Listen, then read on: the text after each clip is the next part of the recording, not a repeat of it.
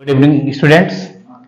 अब आज हम पुनः एनसीईआरटी की एक्सरसाइज 6.2 को लेके आए हैं। लास्ट लेक्चर क्लास में हमने एनसीईआरटी के तमाम क्वेश्चन बताए थे, जिसमें 6.2 के 4 क्वेश्चन तक हो गए थे, लेकिन मुझे लगता है कि क्वेश्चन नंबर 2 छूट रहा है। आइए पहले उसको समझते हैं। प्रश्नावली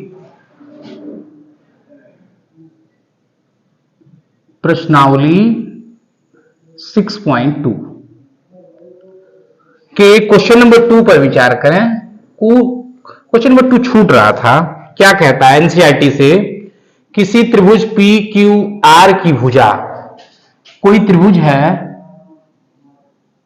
पी क्यू आर, त्रिभुज का नाम क्या दिया है? P Q R. क्वेश्चन में दे रहा है त्रिभुज पी क्यू आर की भुजा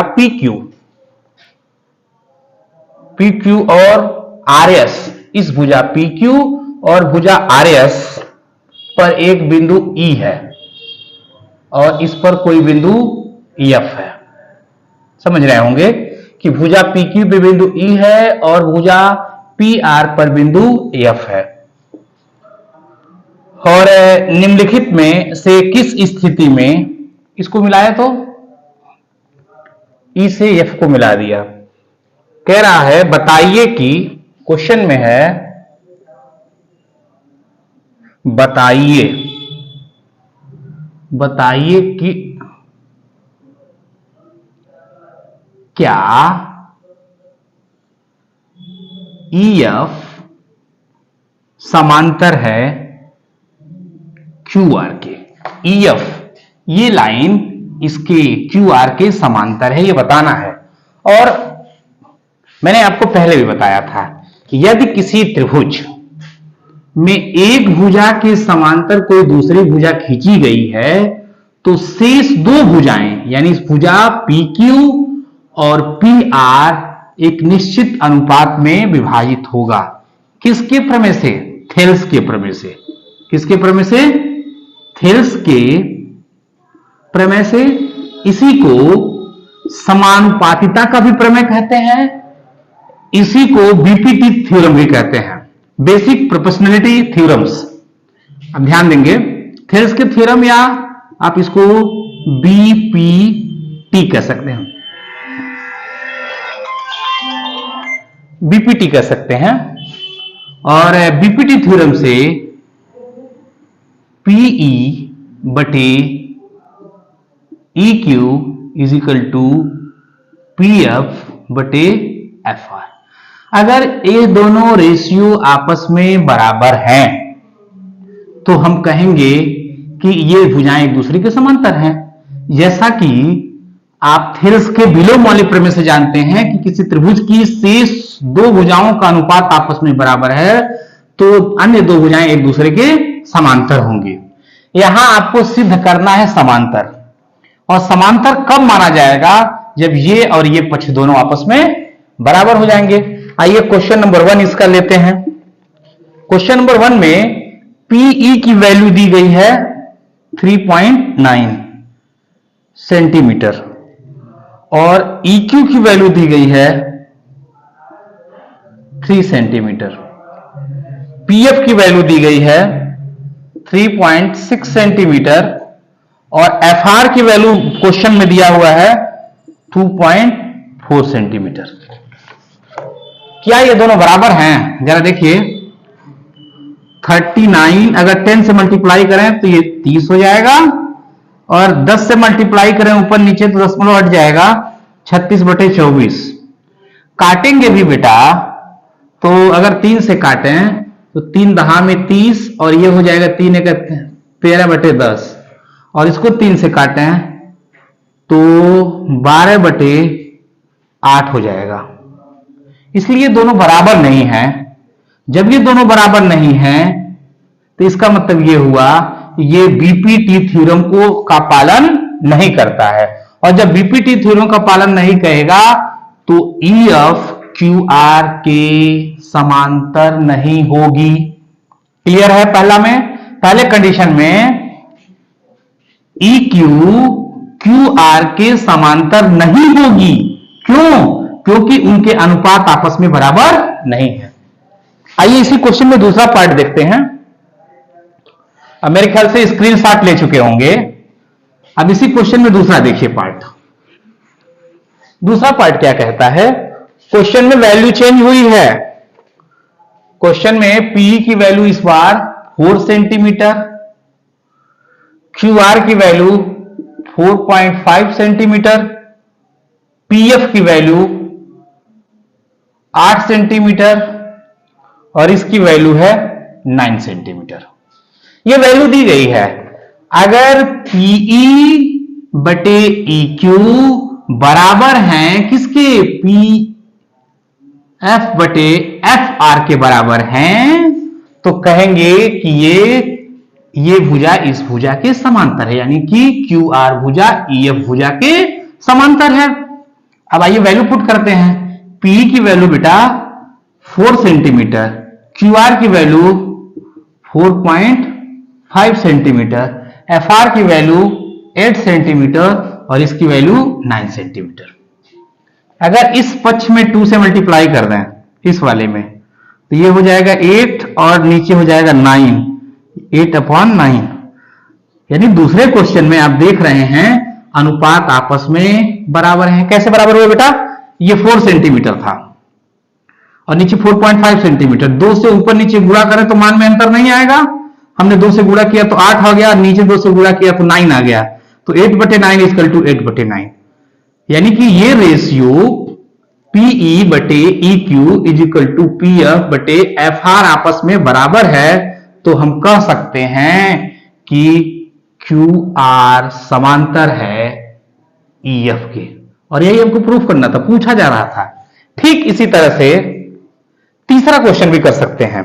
अब तीसरा आपके लिए होमवर्क है, केवल वैल्यू रखना है और वैल्यू रख के चेक करना है कि लेफ्ट हैंड साइड और राइट हैंड साइड यानी कि दायां पक्ष और बायां पक्ष आपस में अगर बराबर है तो कहेंगे कि ये बीपीटी थ्योरम के according EF parallel to QR, ये इसके समांतर होगा।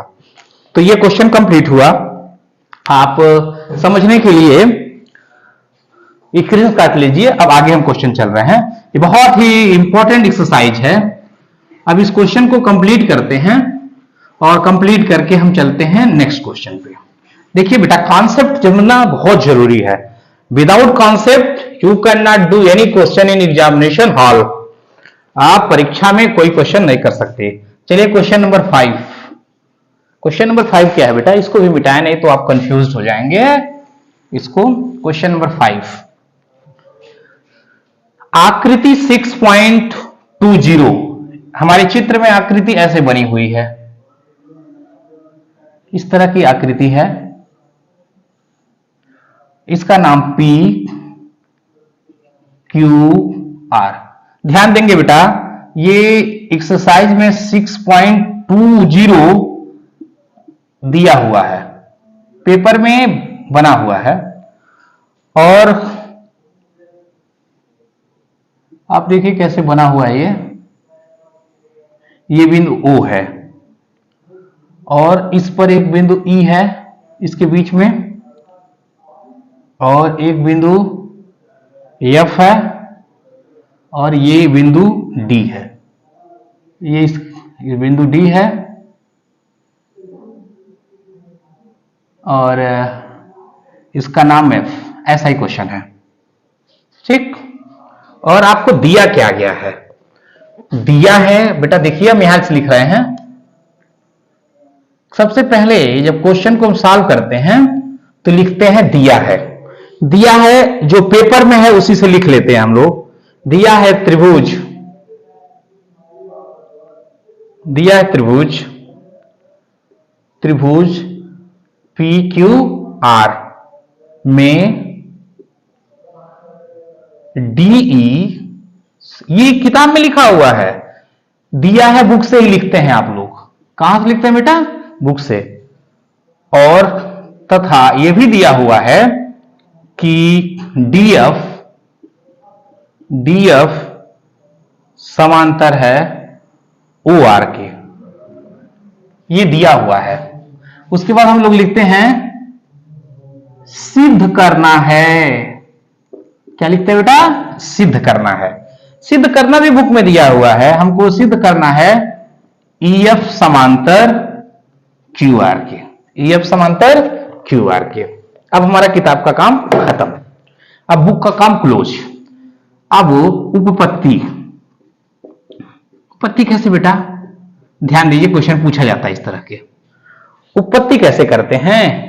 जो दिया रहता है उसी से उपपत्ति की शुरुआत करते हैं। क्या दिया है?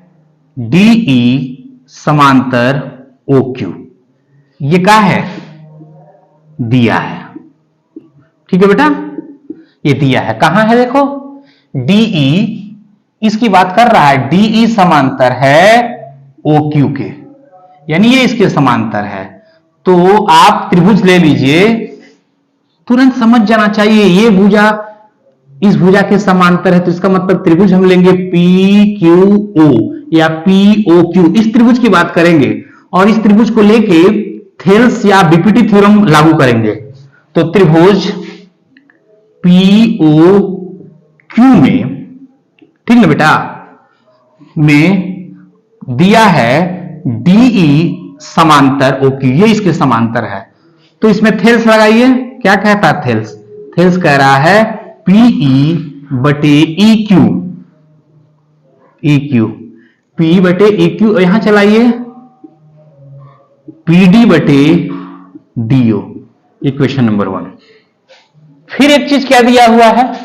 दिया है ये, मैं बार बार कह रहा हूं, उपपत्ति दिया हुआ है उसी से होती है।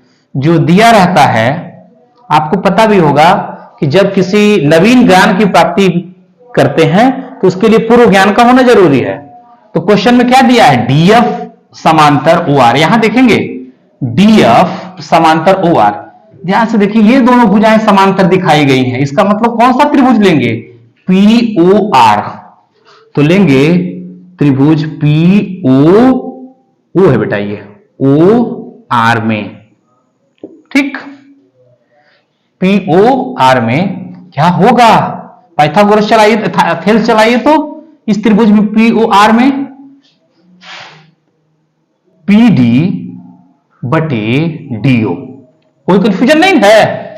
R is equal to PF बटे FR, ये इक्वेशन नंबर 2 है। ठीक, ध्यान देंगे कि इसमें PD बटे DO is equal to PE बटे EQ हो गया, और यहां PD बटे DO इज इक्वल टू, इसको उलट के भी लिख सकते हैं, इसको चाहते अगर हम तो ऐसे भी लिख सकते थे, PD बटे DO is equal to PF बटे FR, ये समीकरण नंबर 2 हो गया। अब देखिए समीकरण 1 और 2 से अगर एक पक्ष बराबर होता है, यहां देख रहे हैं PD बटे DO है, और समीकरण 2 में क्या है बेटा? PD बटे DO। तो कोई अलग अलग दो समीकरण हो, उनके दाहिना पक्ष या बावां पक्ष बराबर हो, तो दूसरा पक्ष भी अपने आप बराबर हो जाता है। तो हम लिखेंगे समीकरण 1 तथा 2 से, मुझे लग रहा है दिखाई दे रहा होगा, कहिए तो हम ऊपर लिख दें, इसको आप लिख सकते हैं PE बटे EQ is equal to PF बटे FR। जरा देखिए कहां है, जरा देखें तो बेटा, PE बटे EQ, ये दो साइड की बात कर रहा है, और PF बटे FR। फिगर में कुछ छूटा है क्या? हाँ, ये छूटा हुआ है, ध्यान से दीजिए कि कह रहा है PE बटे EQ is equal to PF बटे ER। बड़े वाले त्रिभुज को लीजिए, ये दिया हुआ है, तो ये दोनों समांतर है। अगर ये किसी त्रिभुज, ऐसा समझिए, त्रिभुज कौन सा लेंगे हम? त्रिभुज PQR में, ये बड़े वाले त्रिभुज में ये भुजा, इन भुजाओं का अनुपात देख रहे हैं, PE बटे EQ is equal to PF बटे FR, अनुपात आपस में बराबर है। तो थेल्स के विलोम वाले प्रमेय से, थेल्स का विलोम प्रमेय मतलब 6.2 प्रमेय से यदि किसी त्रिभुज की शेष दो भुजाओं का अनुपात आपस में बराबर है तो अन्य भुजा दूसरे भुजा के समांतर होगी। तो इस आधार पर हम लिख सकते हैं कि QR समांतर EF। ये कहां से हुआ है बेटा? इस कंडीशन को देख रहे हैं किस त्रिभुज में? PQR में एक कंडीशन हमको प्राप्त हो गया है कि PE बटे EQ is equal to PF बटे FR, और ये कंडीशन प्राप्त हो गया तो समझ जाइए कि QR समांतर है EF के। तो मुझे विश्वास है कि ये क्वेश्चन आपको समझ में आया होगा, और ये क्वेश्चन प्राय बोर्ड में पूछा जाता है। यूपी बोर्ड या एनसीईआरटी का क्वेश्चन है, सीबीएसई बोर्ड में भी पूछा जाता है। तो आपसे रिक्वेस्ट है कि इस क्वेश्चन को आप ध्यान से देखे होंगे, और कहीं समझ में न आए तो वीडियो को प्ले करके बार बार देखिए, जिससे कि कॉन्सेप्ट क्लियर हो जाएगा। ठीक, अब स्क्रीनशॉट ले लीजिए, मैं इसको इरेज करता हूं अगले क्वेश्चन के लिए।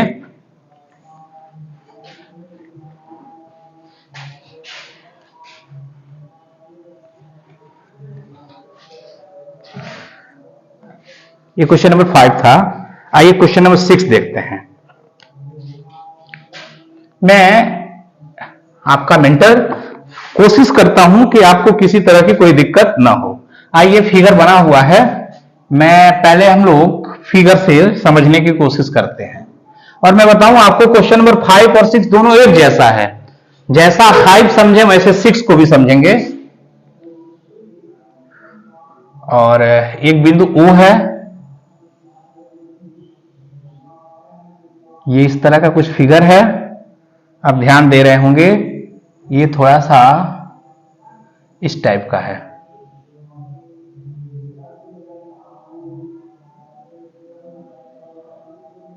इसका नाम है P Q R, A B C और O, ये चित्र दिया हुआ है। सबसे पहले बेटा जब भी ज्योमेट्री के क्वेश्चन को करें तो सबसे पहले लिखा जाता है, क्या लिखा जाता है? दिया है। ठीक, क्या लिखा जाता है बेटा? दिया है। क्या दिया है? दिया हुआ है त्रिभुज PQR में OP, ये बुक में लिखा हुआ उसी से मैं लिख रहा हूं, OQ और OR की मध्य बिंदु OR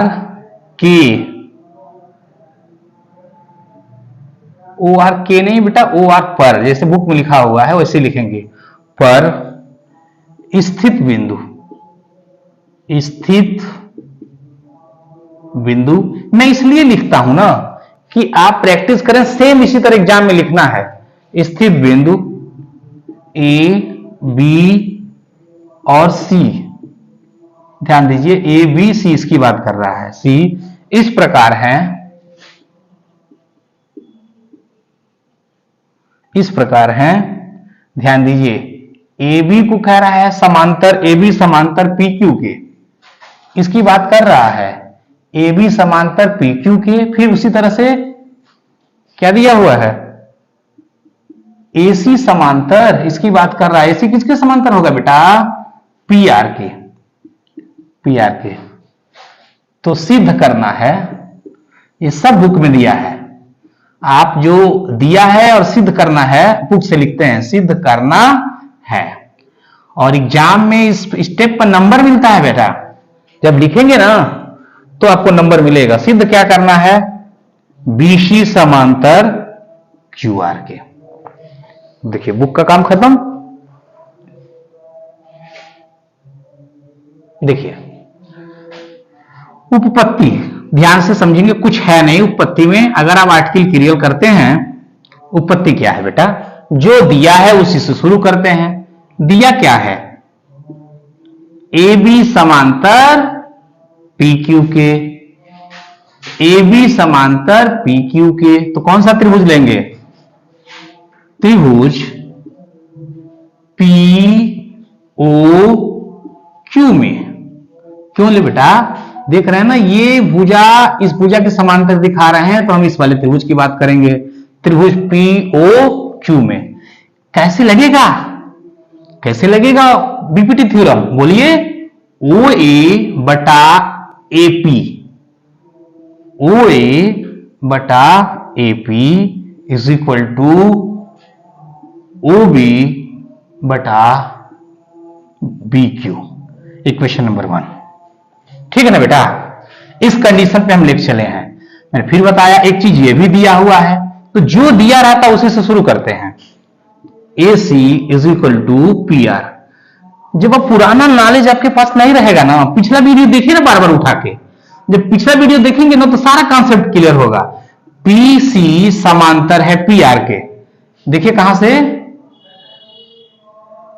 AC समांतर है, इस AC की बात कर रहा है, इसके समांतर, ये भुजवा इसके समांतर कह रहा है, तो कौन सा त्रिभुज लेंगे, ये दिया है, लिख दीजिए कहां से मिला है आपको, दिया है, इसको क्या लिखेंगे, दिया है, एग्जामिनर को दिखाइए ना ये कहां से मिला है, एग्जामिनर के लिए इतना समय नहीं होता बेटा, सब कुछ क्लियर करिए। AC बटे PR हो गया। अब त्रिभुज OPR में, इस त्रिभुज में लीजिए तो, चलो बताओ तो, बीपीटी लगाइए यहां, OA बटे AP is equal to OC, देखो बेटा OC बटे CR, OC बटे CR, इक्वेशन नंबर 2। जरा आप देखिए इक्वेशन 1 और 2 से, मैं बार बार बता रहा हूं, अगर दो इक्वेशन हो और दोनों में इक्वेशन में एक साइड इक्वल हो जाए, देखिए OA बटे AP और OA बटे AP, तो जो राइट हैंड साइड है वो अपने आप इक्वल हो जाएगा। तो समीकरण 1 तथा 2 से बेटा क्या लिखेंगे, यहां मैं ऊपर लिखूंगा, लिखेंगे OB बटे BQ is equal to OC बटे CR। अब आइए थोड़ा इसको समझा जाए, निकल के क्या आया, ध्यान से सुनिए, OB बटे BC, इसकी बात कर रहा है, ध्यान से सुनिए, और फिर कह रहा है OC बटे CR। और मैंने आपको बताया है थेल्स के विलोम वाले प्रमेय से कि यदि किसी त्रिभुज की भुजाओं का अनुपात, ये त्रिभुज है और समझने के लिए ये इनकी भुजाएं हैं, तो इनका अनुपात आपस में बराबर हो रहा है, तो इसका मतलब ये भुजा इसके समांतर है। तो यहां भी तो कुछ ऐसा हो रहा है, OP बटे BQ OC बटे CR, इन दोनों भुजाओं का अनुपात बराबर है, तो हम कह सकते हैं कि BC समांतर होगा QR के। और बेटा यही प्रूफ करना है, यही प्रूफ करना है, कुछ खास नहीं था, मैं बता रहा हूं बार बार, दिया है क्वेश्चन से लिखेंगे, सिद्ध है क्वेश्चन से। उत्पत्ति कहां से करेंगे, उत्पत्ति जो दिया है कंडीशन, दिया है कंडीशन, उसी से उत्पत्ति करेंगे। और जाहिर सी बात है ये चैप्टर थेल्स का है, बीपीटी थ्योरम का है, तो उसमें उसकी कंडीशन लगाएंगे, आंसर आ जाएगा। ठीक, आज के लिए इतना ही। और वीडियो अगर आपको अच्छी लगे लाइक करिए, हम लोगों की मेहनत आप लाइक करेंगे तो थोड़ा हम लोग इंस्पायर्ड होते हैं और अच्छी वीडियो बनाने के लिए। लाइक करिए, शेयर करिए, सब्सक्राइब करिए। आज के लिए धन्यवाद।